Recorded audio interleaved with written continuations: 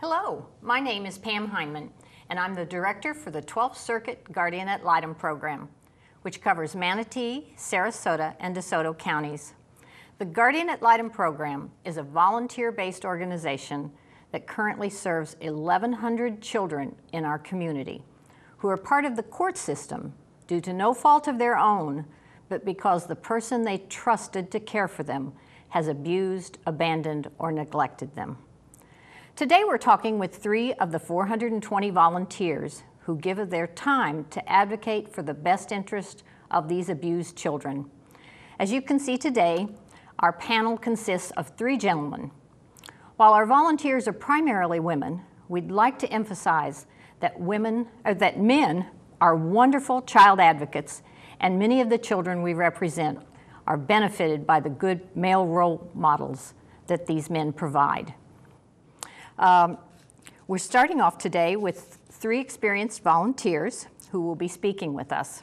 We have here Jeremy Carter, who has been a volunteer since 2008 and has represented about 20 children. Steve Sills has been a volunteer since 2010 and has represented 7 children. And Barry Levin here on the end has been a volunteer since 2011 and has represented 11 children. The job these volunteers do is like no other volunteer work. Steve, I'd like to throw my first question to you. Would you please first just tell our viewers a little bit about yourself, and then would you describe who the typical child is that you represent, and how old are they, and what brought them into care? I'd be glad to.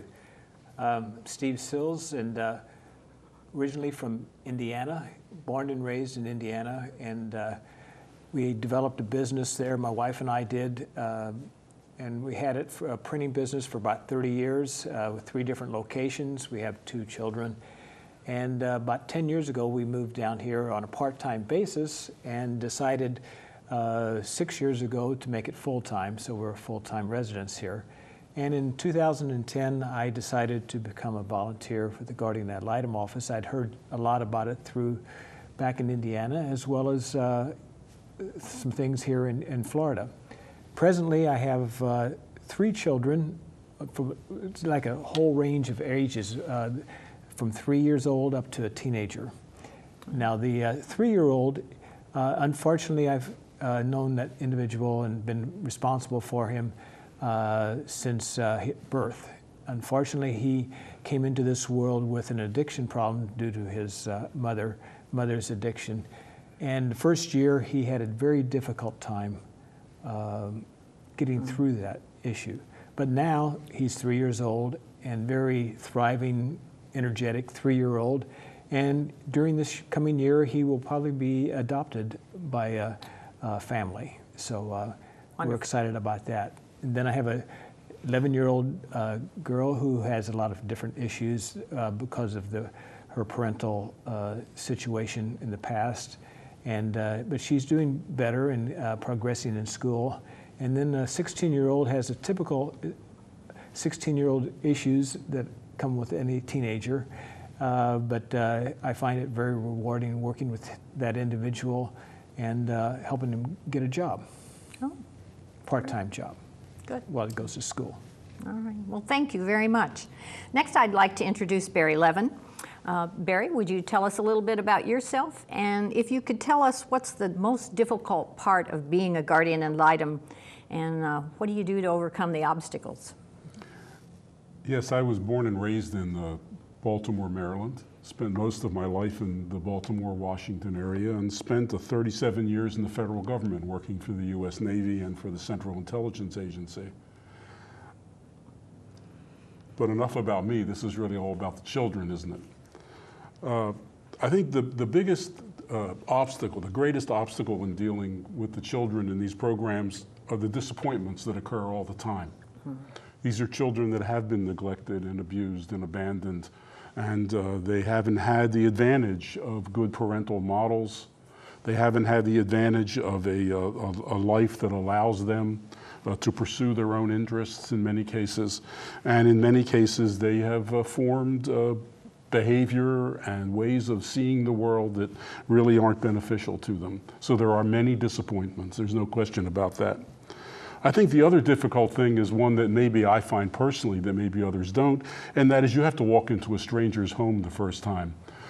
Strangers, parents and children, who are now under the control of a court, who no longer have complete freedom of action in the way they deal with family matters, and are not usually very happy about the situation they find themselves in. I think those two things are the greatest obstacles when you're a volunteer in the Guardian Ad Litem program. How do you deal with it? Well, I think the most important thing is to show respect for all people that are in the program, both the parents and the children. I think it should be made very clear that no matter how badly the children are treated, we generally find that the parents really do love their children and the children love their parents. And our goal is reunification. So as long as we strive for reunification, we go as far as we possibly can to help reunification occur. I think that's probably the best way to overcome any obstacles that you may face in dealing with these families and the children. Thank you. Finally, I'd like to introduce Jeremy Carter. Jeremy, if you would introduce yourself, please, and then if you could tell us about the children that you've represented, maybe some of the outcomes that you've had for them. Do you think that they're better off now because of your involvement? Certainly. My name is Jeremy Carter. I'm originally from England. My career I spent as a teacher and a high school principal in international schools in a variety of countries around the world before I retired in 2006 and came to live in Manatee County. Because of my experience as a high school principal, I generally work with teenagers. And while, as Larry pointed out, the sort of default goal is always reunification, that doesn't always work out. And at the moment, I'm working with two girls, 17 and 18. She had the guardianship extended to the 18-year-old, where they made a conscious decision that the parent was not following the case plan, and therefore they wanted to transition to independent living. The Guardian program supports them, Safe Children Coalition supports them doing that, and that's worked out surprisingly well. I was very wary of that being a good goal in the first instance, but it has worked out well. For a person so young. For a person so young, yes. Okay. All right, well, great. Having done this for a very long time myself, I've seen the role of the Guardian Ad Litem change very much. We continue to get more and more responsibility all the time. Some of the guardians now are certified to transport children. Can I ask you, are you certified to transport, and how has being able to transport a child changed the relationship that you have with that child? Barry, you want to start? Yes, I do have I have the authority to transport a 14-year-old that I'm working with, and it's been a very positive experience. Even though, of course, we were all a little nervous about that in the beginning, taking them away from their foster home or from their shelter and taking them out into the community on our own. It works out well, I think, because one of the things we strive for with children is giving them a sense of normalcy, doing all the things that ordinary children their age do. And this allows them to take them out of their more controlled environment, an environment either in a shelter or a foster home or with a non-relative or relative, and give them a sense of freedom and openness and some privacy away from the people that are constantly monitoring what they do. I have found in the case of the child that I transport that he's much more open now with me, that we have wonderful conversations in the car as we're driving to lunch or to do a little shopping or to go to a park. it is relaxing for them, I believe, and that sense of freedom and normalcy is something they all strive for, and I think transporting them allows us to have that kind of closeness with them we would not have otherwise. Great. What's your experience been, Steve? I totally agree with his comments, because it's opened up the avenues of communication more. While driving, sometimes he will mention something that just off the cuff that we can develop more of an understanding of where he wants to go, what he wants to do, and his real concerns in life. I have a 16-year-old that I work with that, and there's enjoyable times of going shopping and eating, but also he's learned how to apply for employment. We've gone to employers. We've talked to different employers, and I follow with him and kind of critique those situations afterwards. And now, fortunately, he's getting ready to start his first job. So we wouldn't have been able to do that had it not been for the transportation. Very good. What's your experience been, Jeremy? Very positive. It takes the relationship with a child beyond the just representing them to court and making sure they're okay and they've got all the essentials that they need. You can take the relationship and their life one step further beyond that. And it's particularly useful when I've got children who are living long-term in group homes, where the group home doesn't have a great deal of flexibility with where they can provide transport to take the children, whether it's to the mall or to the cinema, this sort of thing, they want to go shopping. Also in practical ways, I've been able to take a child to the gym to get her enrolled in a gym membership, to get a Florida ID set up, this sort of thing. And so it's really added an extra dimension to the relationship with the children I work with. Things to help them have a more normal Exactly, moving life. towards normalcy, yes. All right. One of the other things that has changed in recent years is the monitoring of psychotropic medications. I don't know if you have any children on psychotropic medications, but the law now says, we go in, if a child is on psychotropic meds, we're to look at the meds, make sure that the prescription hasn't changed, the dosage hasn't changed. Have you had any experience, any of you, with that? Yes, I have 2 children, both on meds, and you have to monitor it because sometimes it's changed, and you don't know that it's changed. And then also sometimes they change doctors, and the doctor feels that a different medication is more beneficial than possibly the prior one. And also with the older children, they have the option of taking them or not taking them, those medications. And I think that by talking with them, especially when you can transport them, a lot of people think, well, I'm better now, so I don't need my medication. And then they quit taking it, and you see the results of that. And finally, by being closer with them by transporting them, you can share with them, maybe you need to take that medication again. And in my cases, they've all agreed that the medication helps tremendously. Good. At times. Have either of you had experiences? No, I haven't had any experience. I've just signed on to take on a child who is taking psychotropic drugs, and I'm interested in that response because I hadn't thought deeply about it until now. And what I find is that I have this one child who is young enough that he can't refuse to take the psychotropic drugs and is taking them. But in another case, I have the child is old enough to refuse. And I will take the next opportunity when I see him to talk to him a little bit about that, see if he'll open up a little bit about his reasons for not doing it, because I believe he would benefit from them. Okay, Jeremy? None of the children I currently work with are on psychotropic meds, but I have had some in the past. And all the kids I work with are old enough to refuse, and sometimes are tempted to do so. And it's very important that you keep a pretty close eye on them and see how their behavior is moderated by the drug. Yeah. That's good advice.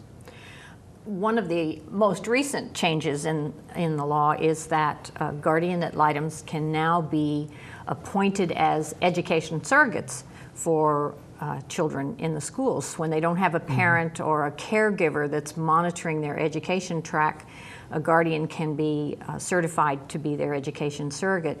And what we find is that every time a child has a placement move, they regress at least 6 months.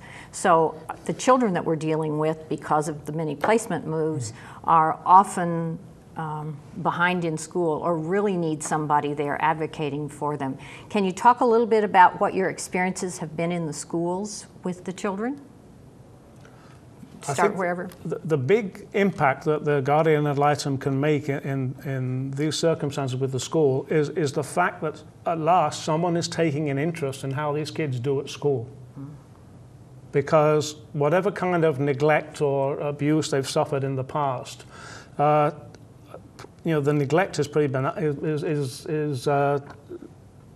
the worst thing in a way, particularly when it comes to school. I'm not articulating this very clearly, but the parents haven't in the past been bothered about how they did at school, whether they went to school, and I've had lots of children I work with who are classic underachievers, but as soon as they know someone is going to check that they go to school and call their counselor, get to know them, check how their grades are, things really, really improve. There's some quite remarkable improvements. My experience is quite similar to that. I think one of the great advantages, it doesn't even matter whether it's educational surrogacy or transportation or anything else, the child knows that you've taken some responsibility for them, that you are interested in them and you're interested in their welfare, and you're working in their best interests. And I think with regard to educational surrogacy, I think your point about the fact that they know that someone who cares about them is looking after their schooling makes an immense difference. And in addition, as I think, especially as you deal with the older children, they are striving for independence in some form or another as they become teenagers. And this is a way of representing their interest, helping them make their own decisions about their future, rather than having the court or everyone else make decisions for them. And I think as we work with them, as they age through the system, that these things become especially important to them. And I think educational surrogacy, in my experience, has been one where we can represent the best interest of the child to what is often seen as a very bureaucratic process, and one that may take the interest of the child into account, but are also taking a lot of other factors into account as well. And we can make sure that there's enough focus on the interest of the child in the educational process. Early on, I had one child that went to 4 different schools during an 8-month period. Oh my. And basically that 8 months, that individual lost in schools because she just got settled into one routine and then moved to another school.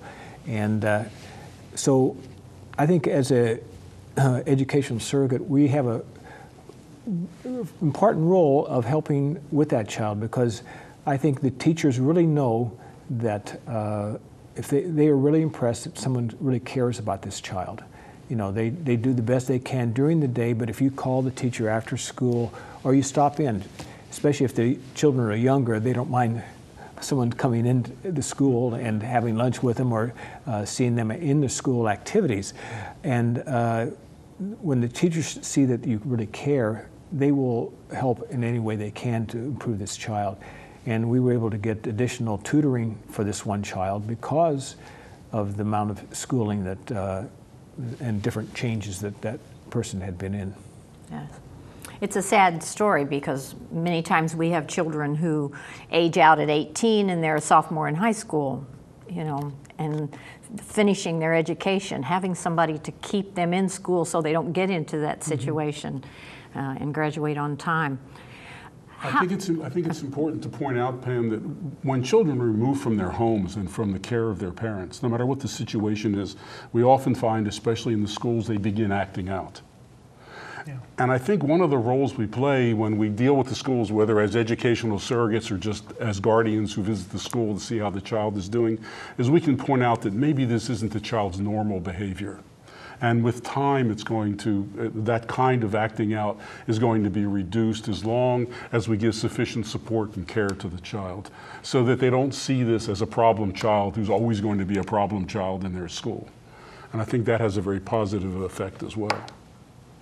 Have any of you had experience with placement changes? I mean, well, obviously you've had experience with placement changes, but being able to help advocate to alleviate some of the trauma from those placement changes. I had one child who went through 4 placement changes in 8 months. She was young enough that she couldn't really express her feelings. She was only a year and a half when it started and was a little over 2 when it did not, but one could immediately see the effect on her. And one of the things we can do is simply visit more frequently, spend a little more extra time, go to the nursery school the child was in, spend some time with the child at the nursery school, give them some sense of stability and consistency in their lives, which I think is so important to them, especially when they're young. And they do need to attach and bond to someone. And if you're the only one around who spends the time with them for those attachments and bonds to form, well, that's a positive aspect of the volunteer work as well. Right. You know, we were only required to visit once a month, but I think initially you need to visit the child and be part of that child's life more in the first 6 months than what is required, because you need to develop a rapport. They need to know that you really care, that you come by or that you call, just to let them know that you really care about them.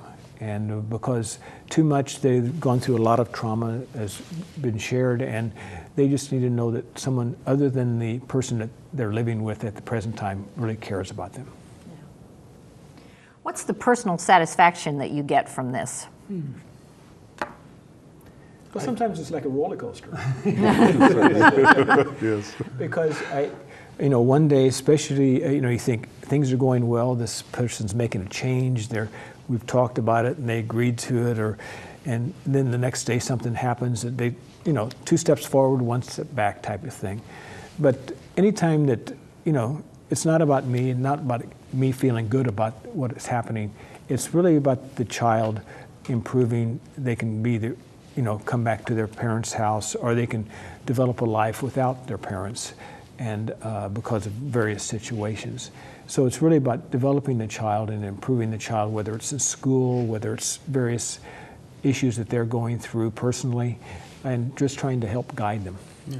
I think it's seeing a case to a successful conclusion, which whether it's reunification with the parent, which is what we always try for, but if it's moving to independent living or adoption, and I mean, just a couple of years ago we had a 17-year-old girl adopted, a very successful adoption, and it's not easy to get a 17-year-old child adopted. We were very happy about that. Right. I think it's informing. I agree with both of you. Certainly a successful conclusion is what we all strive for, and that's the greatest satisfaction in all of this. But there's also the day-by-day satisfaction of seeing a child grow independent, responsible, correcting any behavioral problems that have been holding them back. And it is 2 steps forward, 1 step back. Sometimes it's 1 step forward, 2 steps back for a while. But nevertheless, those things can give you great daily satisfaction, and then there's that long-term satisfaction that comes from a successful conclusion. And every once in a while, just when you see a child give you a bright smile, I think that's one of the great rewards for doing this kind of work. Yeah. Exactly. Do you feel like you get the kind of support you need to do the job that you're out there to do? Yes, absolutely. Yes. Very From- much so. Yes. From staff, and where does that support come from? I was going to say that I've never, you have a very dedicated staff. I think so. And they work very, very hard to make it as easy as possible for the volunteers. Even doing things we're supposed to be doing if we are somehow unable to do them. Maybe we're out of town, or maybe we have some important appointment somewhere else, or maybe we have a conflict in our guardian responsibilities. And they always step in. There's always a backup, and it's 1 or 2 or even 3 levels of backup for what you're doing. I have never felt as if I was neglected in terms of the support I needed by the office. Yeah, my supervisor's a real inspiration. very solid, reliable, and also the lawyers, I think, in the guardian office are very, very helpful. Yeah, they can help you open doors or understand how to get to certain situations may arise that the guardian or your supervisor can help you in finding the best way to achieve a certain outcome you want. I even accused one of the guardian lawyers of trying to give lawyers a good name. Okay. Anything that you would like to share, on the way that the impact that you've had with a child, any personal stories that you have that would be interesting, you think? I think with my cases, the kids being teenagers, it's nice that once the case is resolved, they still want to keep in touch. And although it's obviously a bit of a bane of our modern civilization, I communicate with teenagers, but they don't call, they don't email, they text. I had to change my cell phone bill so I could have unlimited texting. But kids where the cases have closed, they're back home with their mother, or they've been adopted, or they've gone to independent living, or now they're even over 19. They're still occasionally, hey, how are things going? Very nice to have that. Yes. I want to thank you all very, very much. The impact of one volunteer on the life of a child can be far-reaching, but even when it isn't immediately apparent, the fact that one person took an interest in a child can leave a lasting mark. Confucius once said something to the effect of, "He that plants the seed doesn't often reap the shade." When we invest our time and energy into a child, someplace down the road, that investment will pay off. Thank you for joining us today, and special thanks to METV for producing this program. We'll see you next time.